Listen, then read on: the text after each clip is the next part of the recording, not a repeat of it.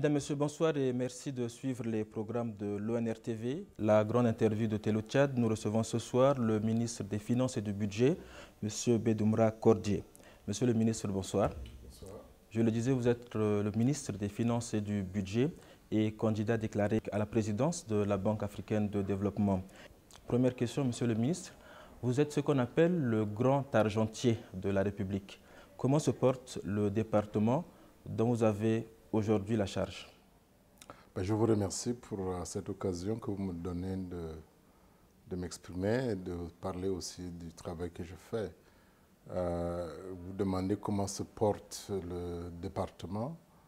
Je pense que le département que je dirige, naturellement, c'est un département qui s'occupe des finances publiques. La question, de façon plus précise, comment se portent les finances publiques du Tchad.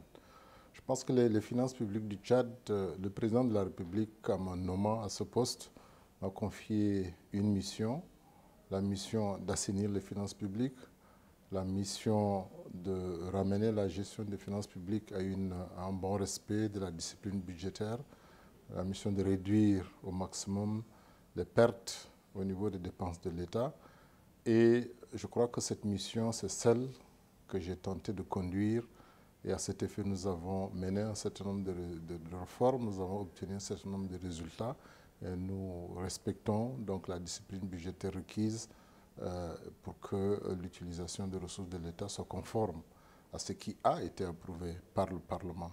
Nous avons donc fait des efforts dans ce sens et nous pourrons donc revenir en détail si nécessaire. Mais dans l'ensemble, je crois que nous avons des finances publiques qui sont relativement assainies, qui sont relativement bien géré, je crois que c'est ce que je peux dire aujourd'hui. On a eu quelques difficultés de trésorerie qui sont dues à des situations exceptionnelles, mais pour lesquelles les solutions sont également en train d'être trouvées. Mais dans l'ensemble, je pense que nous avons une situation globale qui est relativement bonne. Vous avez parlé de réformes. Est-ce qu'on peut connaître quelles sont les réformes que vous avez justement engagées? Écoutez, nous avons premièrement d'abord engagé des dépenses, des efforts au niveau de la gestion des dépenses publiques.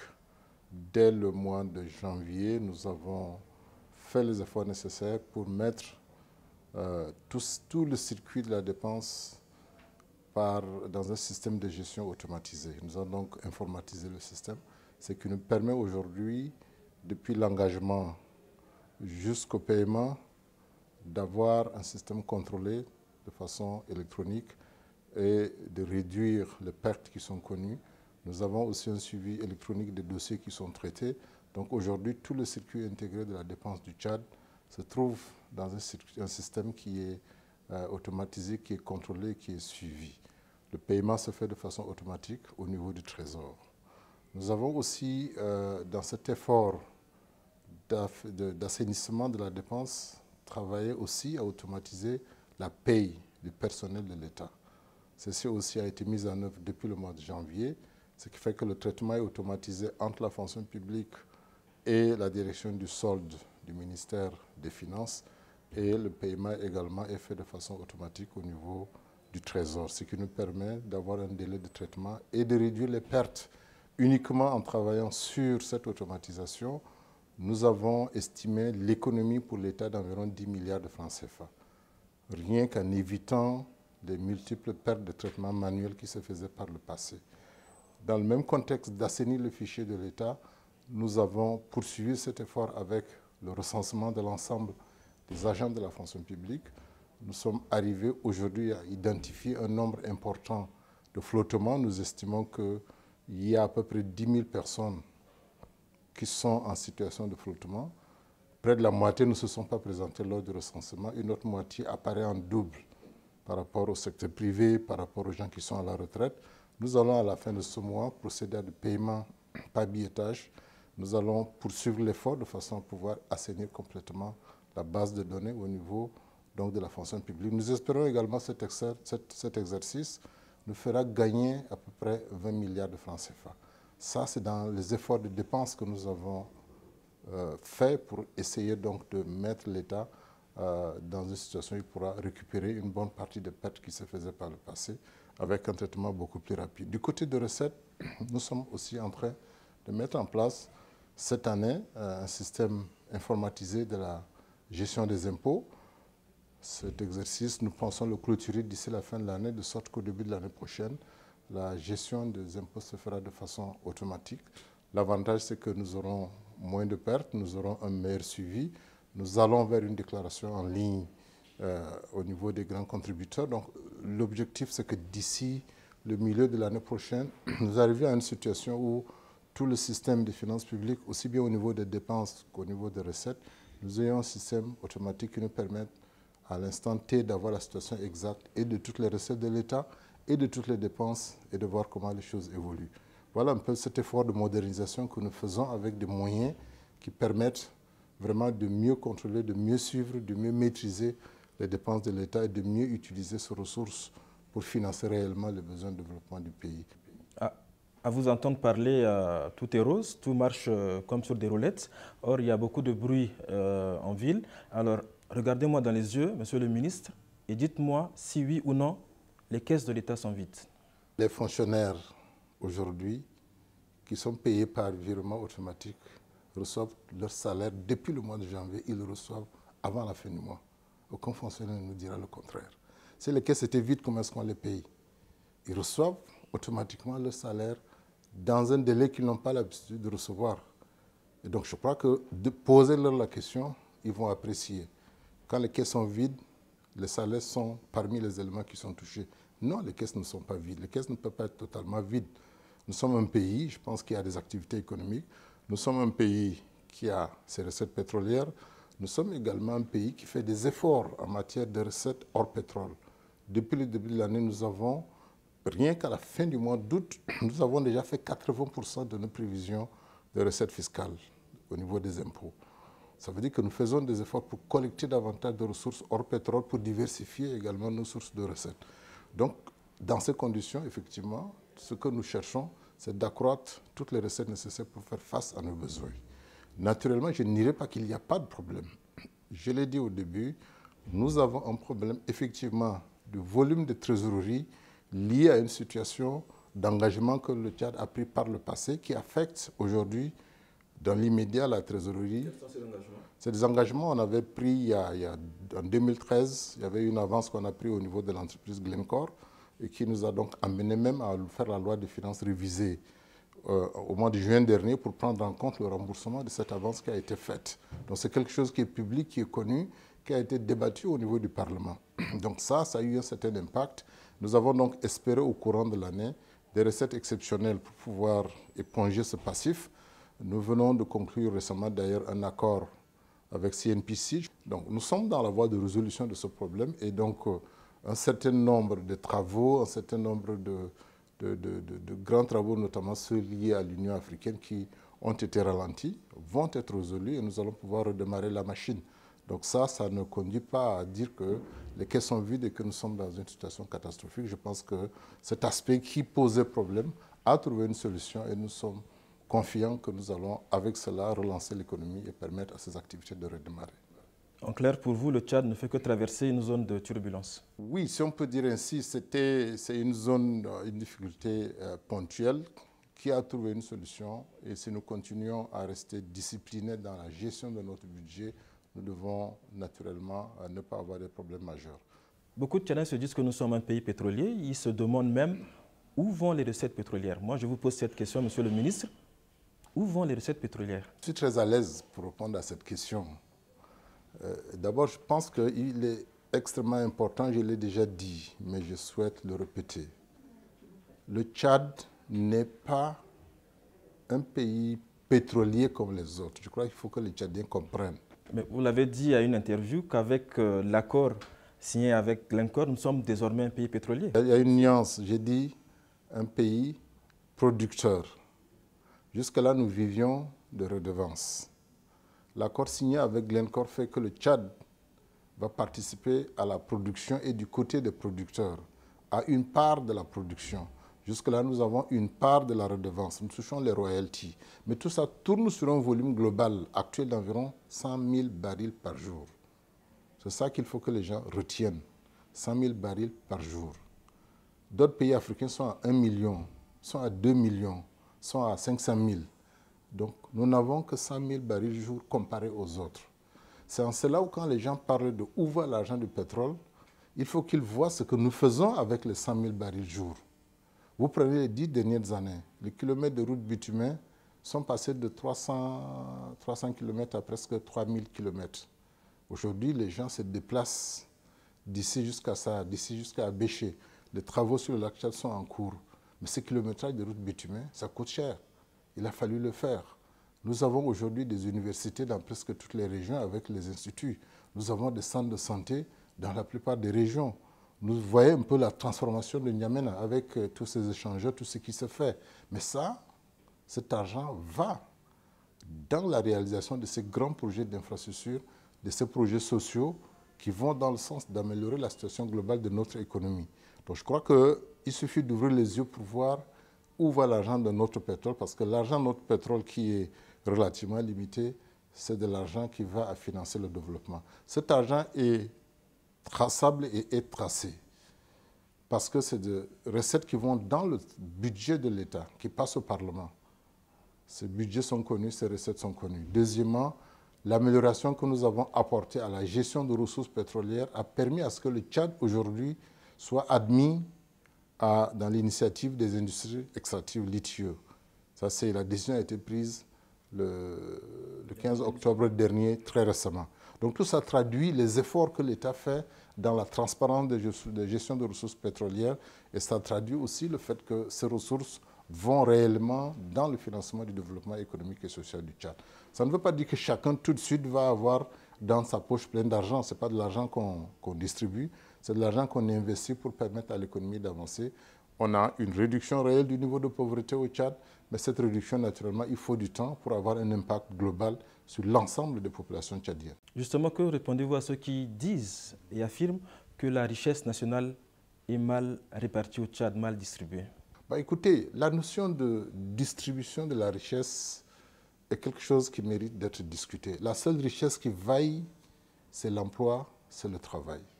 Il faut arriver à créer suffisamment d'emplois pour que les gens travaillent et qu'ils aient le revenu lié à l'effort qu'ils font. Donc ce qui est important aujourd'hui, c'est de promouvoir le secteur privé, c'est de créer les conditions de création d'entreprises pour que chacun travaille et ait de la richesse et du revenu pour vivre avec. Il n'y a pas une distribution de l'argent comme ça qu'il y en a et puis on distribue aux gens, ça n'existe pas. Ce serait un pays qui va à sa disparition si ce qui est les ressources du pays ne font pas produire davantage de richesses, ne permettent pas à chacun de contribuer en travaillant. Donc je crois que le grand défi, c'est le défi du chômage, c'est le défi de l'emploi, c'est le défi de l'amélioration des conditions de la majorité des populations qui sont en zone rurale, les éleveurs et les agriculteurs. Et là aussi, je pense que les grands projets qui se font, les grandes initiatives, le développement des microcrédits, tout ça va dans le sens de permettre à chaque Tchadien d'améliorer sa situation. Donc je crois que ça, c'est ça qui est le plus important. Naturellement, je crois qu'il y a des choses que nous devons améliorer. Le financement de l'économie, le secteur financier, comment permettre aux gens d'avoir accès au crédit pour financer un certain nombre d'activités, le financement du logement, le financement des affaires, tout ça, c'est des choses qu'il faut améliorer pour justement permettre à plus de personnes d'avoir accès à l'entreprise, d'avoir accès à l'emploi. Ça, c'est vraiment un vrai défi, mais je crois que ça, chacun doit pouvoir se sentir capable d'aller dans cette direction, de prendre des initiatives et de savoir que la richesse, c'est chacun de nous qui doit la créer.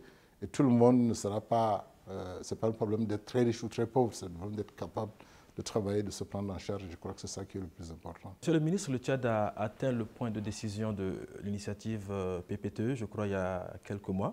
Vous étiez justement à Washington pour cela. Dites-nous, est-ce que vous avez une date précise? Dites-nous quand le Tchad va atteindre un jour le point d'achèvement de l'initiative PPTE. Historiquement, le point de décision a été atteint depuis 2001. Et il s'agit d'atteindre le point d'achèvement. Le point de décision, c'est le point où un certain nombre de conditions ont été fixées et pour diverses raisons liées à beaucoup d'événements que le Tchad a connus, nous n'avons pas pu atteindre le point d'achèvement. Beaucoup de pays l'ont déjà atteint en Afrique. Nous sommes parmi les derniers pays qui ne l'ont pas encore atteint et d'autres sont des pays, je pense, qui ont des situations particulières telles que la Somalie et autres. Donc, ce que nous avons réussi à obtenir, c'est que les discussions avec le FMI les mesures qui ont été prises ont conduit le FMI à considérer favorablement un programme avec le Tchad. Et ce programme a été approuvé le 1er août dernier par le conseil d'administration du FMI. Et c'est un programme qui s'accompagne d'un financement avec des ressources qui s'appellent la facilité élargie de crédit. Donc c'est un programme qui a été déjà approuvé le 1er août dernier. Et dans ce programme qui est étalé sur 3 ans, nous avons donc des réalisations qui courent jusqu'à la fin du mois de décembre de cette année et qui serviront de référence pour déclarer le Tchad pays ayant atteint le point d'achèvement. Donc, nous pensons qu'aujourd'hui, les dernières missions du FMI et les dernières discussions que nous avons eues à Washington avec le FMI et la Banque mondiale nous montrent que les résultats et les performances sont bonnes. Il nous revient de maintenir cette tendance jusqu'à la fin de l'année. Ils viendront donc évaluer les performances de fin décembre, quand nous aurons donc rassemblé tous les chiffres. La mission pourra venir autour du mois de février probablement, quand tous les éléments seront rassemblés de notre côté. Ils vont présenter donc le rapport à leur conseil d'administration respectif, qui pourront donc soit au plus tard au mois d'avril, et j'espère plus tôt nous allons travailler dans ce sens, déclarer le Tchad pays éligible, pays admis, enfin pays ayant atteint le point d'achèvement de l'initiative PPTE. Vous parlez du FMI, vous parlez de la Banque mondiale. On sait qu'il y a quelque temps, le Tchad a eu maille à partir avec les institutions de Bretton Woods. Est-ce qu'aujourd'hui, on peut dire que le ciel entre le Tchad et ces institutions est totalement dégagé? Absolument. Je crois que les relations avec ces institutions ont connu quelques difficultés à un moment donné, mais aujourd'hui, je crois qu'aussi bien le FMI que la Banque mondiale ont une très grande estime pour notre pays, une très grande appréciation pour notre pays. Je crois que le niveau que le Tchad a atteint dans les efforts qu'il fait, nous avons aujourd'hui un président de la République qui est respecté, qui est apprécié non seulement par les pays, mais même les institutions. Je crois que le rôle que nous avons joué dans un pays comme le Mali pour ramener la paix et la stabilité dans la région, tous ces facteurs conduisent aujourd'hui ces institutions à mieux comprendre le Tchad, à mieux comprendre la nécessité et l'obligation que le Tchad avait à faire face à un certain nombre de dépenses de sécurité. Donc je crois que nous avons, en tant que pays, grâce à notre président, contribué à améliorer la réflexion sur ces questions-là au niveau international. Donc aujourd'hui, le Tchad a de l'estime auprès de ces institutions qui sont décidées aussi à nous soutenir et à nous supporter pour pouvoir nous permettre de sortir de ce point d'achèvement. Les représentants des pays développés, nos partenaires techniques et financiers, ici en N'Djamena, nous ont apporté et nous apportent un soutien extrêmement fort dans cet exercice-là. Tous, à l'unanimité, je dirais, sont mobilisés pour soutenir le Tchad, pour que le Tchad puisse atteindre le point d'achèvement mobilisé, pour que nous ayons également plus de ressources. Je tiens vraiment à les remercier pour cela, parce qu'ils font un travail extraordinaire. Donc nos relations se sont vraiment éclaircies et nous sommes confiants dans l'aboutissement des discussions que nous avons avec eux. Okay. Monsieur le ministre, que peut-on ou doit-on retenir de votre passage à la tête du ministère des Finances et du Budget? Une action, un élément fort à mettre à votre actif. Écoutez, je ne suis pas très à l'aise pour moi-même commencer à citer ce qu'on doit mettre à mon actif. Je vous laisse le soin, je laisse le soin aux autres de voir ce qu'ils ont fait. Mais je crois que pour moi, le plus important, je crois que c'est d'être sûr que je réalise la mission que le président m'a confiée, l'assainissement des finances publiques, la mise en place des mécanismes de gestion transparente du budget de l'État, l'amélioration de la collecte de nos ressources hors pétrole. Voilà un certain nombre de mesures importantes que je pense nous avons fait des efforts pour pouvoir y arriver. Et je souhaiterais donc que cela continue, puisque nous allons continuer ce programme au premier semestre de l'année prochaine avec de nouveaux systèmes que nous allons mettre en place et un développement d'une nouvelle pratique au niveau du personnel. Je crois que c'est important parce que c'est eux qui sont les premiers concernés dans la modification de tous les changements que nous sommes en train de faire. Si eux, ils ne sont pas dans le bain, s'ils ne sont pas dans le jeu, ce ne sera pas durable et il serait souhaitable que tout ce qui va se faire, quoi qu'il arrive, se maintienne et que le personnel prenne les choses en main parce que c'est eux qui sont chargés de la mise en œuvre de toutes ces mesures que nous sommes en train de faire. Monsieur le ministre, je le disais à l'entame de cette émission, vous êtes candidat à la présidence de la Banque africaine de développement, la BAD. Pourquoi M. Bédoumra Kordje est-il candidat à la présidence de la BAD? Je pense d'abord que le président de la République, son Excellence Idriss Déby Itno, a décidé de présenter ma candidature, que je considère comme une mission qu'il m'a confiée. Pour moi, donc, ma candidature à la banque est une mission du président. Je m'engage sur un terrain où il a eu confiance en moi pour me confier cette mission. La confiance repose très certainement sur le fait qu'il veut que le Tchad réussisse. Il veut voir le Tchad à la tête de cette institution. Et quand il s'agit du Tchad, vous connaissez le président, il sait comment se battre. Et il sait que s'il m'a proposé, il peut défendre cette candidature. Et cette candidature, j'ai, je pense, humblement cumulé suffisamment d'expérience aussi bien à la BAD et aussi il a vu comment je sers le pays pour décider que je peux aussi aller servir cette institution continentale pour rendre service à toute l'Afrique. Voilà ce que je peux dire. Alors, tout le monde s'accorde à dire que vous êtes un homme d'expérience, aux compétences reconnues. Vous avez passé près de 3 décennies à la BAD, à différents niveaux et postes de responsabilité. Qu'entendez-vous apporter de plus en prenant les rênes de cette institution?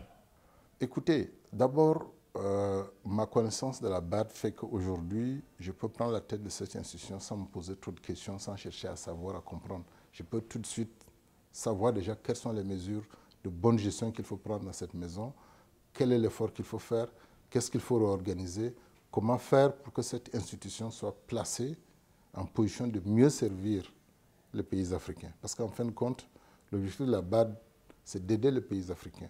Les pays africains ont des priorités. Ils ont créé cette institution pour financer le développement du continent. Les besoins sont immenses. La banque doit continuer. La banque a fait beaucoup d'efforts.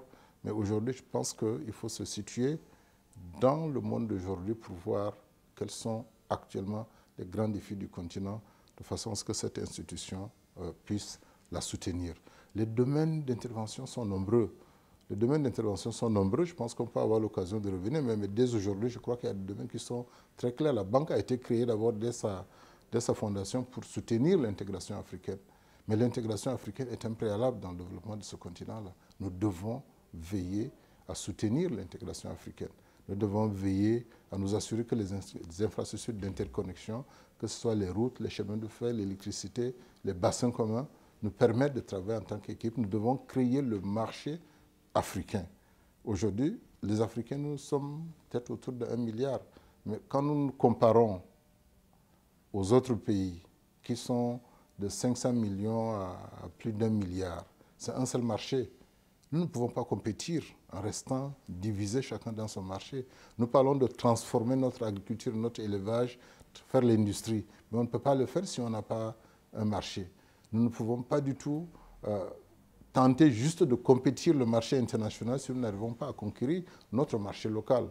Et donc, l'intégration est un préalable important dans le développement du continent. La question de la sécurité, qui a souvent été négligée, est une question importante.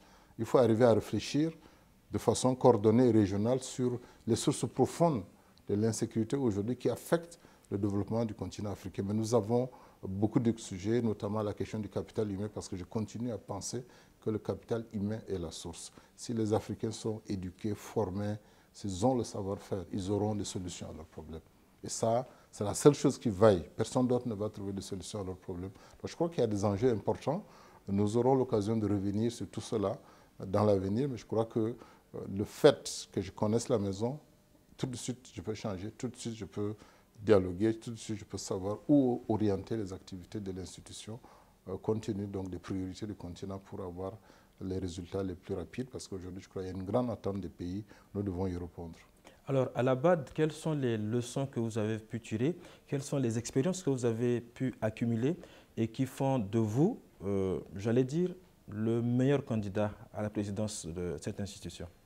Écoutez, les leçons, j'ai la chance, je pense, le parcours que j'ai eu à la banque, je ne crois pas qu'il y ait un autre personnel de la banque qui l'a eu. C'est un parcours des opérations de la banque, financer le projet, aller dans le pays, mobiliser les ressources, faire de politique de développement, je l'ai fait pendant plus de 20 ans. Après, j'ai été secrétaire général de la BAD. un endroit où vous êtes au conseil d'administration, au conseil de gouverneurs, où vous participez, vous êtes présent dans les décisions, quand il y a des prises de décisions politiques et d'orientation. Et puis vice-président chargé des services institutionnels de la BAD, tout ce qui touche à la gestion de l'ensemble des ressources humaines de la banque, le système informatique, le système linguistique, la gestion des risques, tous ces éléments-là, c'est des éléments que j'ai eu à prendre en main pour permettre à l'institution d'être fort au niveau interne. Et donc, il n'y a pas un seul endroit, je dirais, dans la gestion de la banque où je ne suis pas passé. Voilà un peu tout ce que j'ai tiré de cette institution où j'ai parcouru l'ensemble des postes qu'on peut occuper. Alors, il y a des pays africains, des pays frères et amis qui soutiennent également des candidatures, notamment le Mali, la Tunisie. Les élections risquent d'être serrées. Quelles sont vos chances réelles, monsieur le ministre? Je pense que s'il n'y avait pas de chance, on n'allait pas du tout se fatiguer. Je vous l'ai dit tout à l'heure, le Tchad aujourd'hui a beaucoup de chance et nous avons des raisons d'y croire. Le pays que vous avez cité, je sais, je connais personnellement l'un des candidats que vous citez, mais je pense qu'aujourd'hui le Tchad est dans une situation où les Tchadiens doivent croire, ils doivent espérer. Nous avons des raisons d'y croire.